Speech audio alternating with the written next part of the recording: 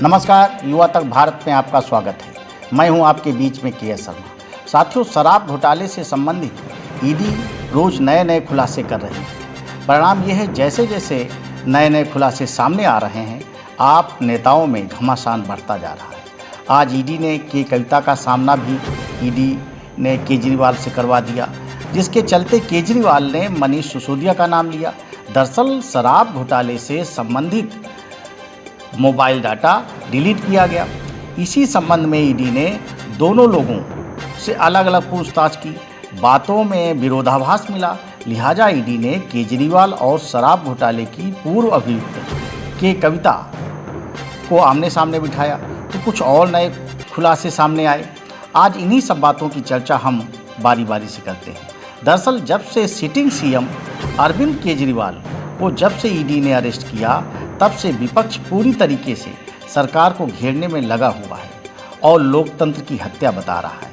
लेकिन अरविंद केजरीवाल कितना शातिर है, इसकी कल्पना नहीं की जा सकती। शातिर मैं इसलिए कह रहा हूँ क्योंकि वह इस समय ईडी की एक मुजरिम है, इससे अधिक कुछ नहीं।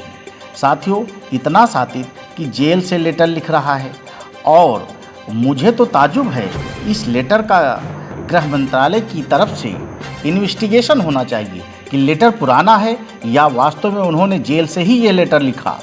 और यदि ईडी की कस्टडी में रहकर ऐसा संभव है नहीं, क्योंकि कस्टडी में रहकर आप कुछ ही काम कर सकते हैं, जैसे शपथ पत्र पर साइन करना हुआ, मेडिकल का यदि कोई मामला है, कुछ इस तरह के दस्तावेजों पर आप साइन कर सकते हैं। और यदि ऐसा हुआ है तो मैं आपको बता दूं कि ईडी के अधिकारी जो इसमें संलिप्त पाए गए, उन अधिकारियों का भी नपना तय है। साथियों, आपने अपने आप को भगत सिंह का चेला बताने वाला, कट्टर ईमानदार कहने वाला, अब ऊंट पहाड़ के नीचे आ चुका है। केजरीवाल स्वयं इनकम टैक्स में थे, आईएएस थे। अब जितना पढ़ा लिखा व्यक्ति होगा, जितना बुद्धिमान होगा, अपराध भी उतनी ही सातिराना अंदाज में करेगा। लेकिन साथियों, कानून के हाथ इतने लंबे होते हैं कि वह अपराधी तक पहुंच ही जाते हैं।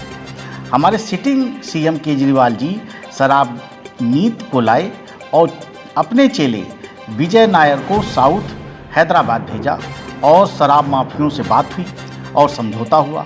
फिर कविता पिक्चर में आ जाती हैं और सारी बातें बदल जाती हैं। कहा जाता है कि अब सारी डील कविता के साथ होगी। कविता ने अब शिव गोयल और अपने सीए गुच्छी बाबू के साथ डील होती है। ईडी इन्हीं सब सवालों के जवाब मांग रही है। आखिर ऐसी कौन से कारण थे जिसमें रिटेलर को जिस बॉटल पर 30 रुपये मिलने चाहिए, उस पर उसे 350 रुपये मिल रहे हैं। यहाँ पर ऊपर से लेकर नीचे तक केवल कुछ ही लोग इस नीति का लाभ उठा रहे थे, जबकि पूरे देश में एक कानून है शराब नीति के तहत कि यदि आप मैन्युफैक्चरर हैं तो डिस्ट्रीब्यूटर आप नहीं हो सकते, और यदि डिस्ट्रीब्यूटर हैं तो रिटेलर नहीं हो सकते, अर्थात तीनों व्यक्ति अलग अलग ही होंगे। अब ईडी ने जब केजरीवाल से यही सवाल पूछे तो उन्होंने मनीष सिसोदिया का नाम लिया। अब आप किसी प्रदेश के सीएम हैं और आपको कुछ पता नहीं, ये कैसे संभव है? ये सब सारी बातें संदेह के घेरे में हैं। उधर सिसोदिया के वकील ने सुप्रीम कोर्ट में पहले ही कह दिया है कि हम तो केवल मंत्री थे। इतना कहकर उनका इशारा केजरीवाल की तरफ है। अब इन्हीं बातों के कारण साथियों, आप नेताओं में घमासान बढ़ता ही जा रहा है। ईडी पूछ रही है कि आप लोगों ने कितने फ़ोन नष्ट किए। इनका कोई जवाब आपके नेताओं के पास नहीं है। इस तरह के कितने सारे सवाल हैं जिनका जवाब आपके नेताओं के पास नहीं है। सवालों की जो फेहरिस्त है बहुत लंबी है। आखिर केजरीवाल पढ़ा लिखा है, आईएएस थे, अपराध में भी इतनी सफाई से कर रहे थे कि उन पर किसी प्रकार की आँच ना आए। लेकिन धन्यवाद देना चाहिए साथियों अनिल चौधरी, जो दिल्ली में कांग्रेस के प्रदेश अध्यक्ष हैं। उन्होंने सीबीआई में कंप्लेन की और सबूत भी दिए। ये कार्य कांग्रेस ने किया है, भाजपा ने नहीं किया।